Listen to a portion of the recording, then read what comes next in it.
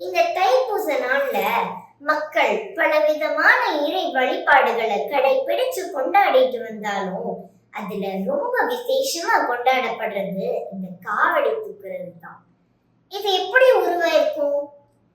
அன்றைய காலகட்டத்துல மலை ஏறும் பொழுது பாரமான பொருட்களை சுமக்கிறதுக்காக மனிதராலேயே உருவாக்கப்பட்டதுதான் இந்த காவடி. காவடின்றது ஒரு நீளமான மரக்கட்டையில தேவையான அத்தனை பொருட்களையும் சரி சமமா இரண்டு பக்கத்திலையும் பிரிச்சு வச்சு கொண்டு போகும் பொழுது பாரமும் குறைவா இருக்கும், மழை பயணமும் சுலபமா இருக்கும். இத நம்ம வாழ்க்கை தத்துவத்தோடையும் பொருத்தி பார்க்கலாமா? ஒவ்வொரு மனிதனுக்கும் வாழ்க்கையில இன்பமும் துன்பமுன்ற சுமை இருந்துகிட்டே தான் இருக்கும். அவன் எவ்வளவு பெரிய ஆளா இருந்தாலும் சரி, இந்த இரு சுமைகளையும் சுமந்துகிட்டே தான் இருக்கணும்.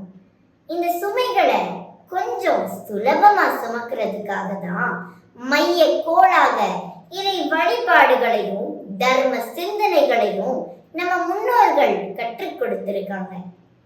இந்த தைப்பூச திருநாள்ல ஞானிகளும் மகான்களும் மகத்துவமான பல செயல்களை செஞ்சு அவங்களோட வாழ்க்கை அவங்களோட பிறப்பின் பயன் அடைஞ்சிருக்காங்க.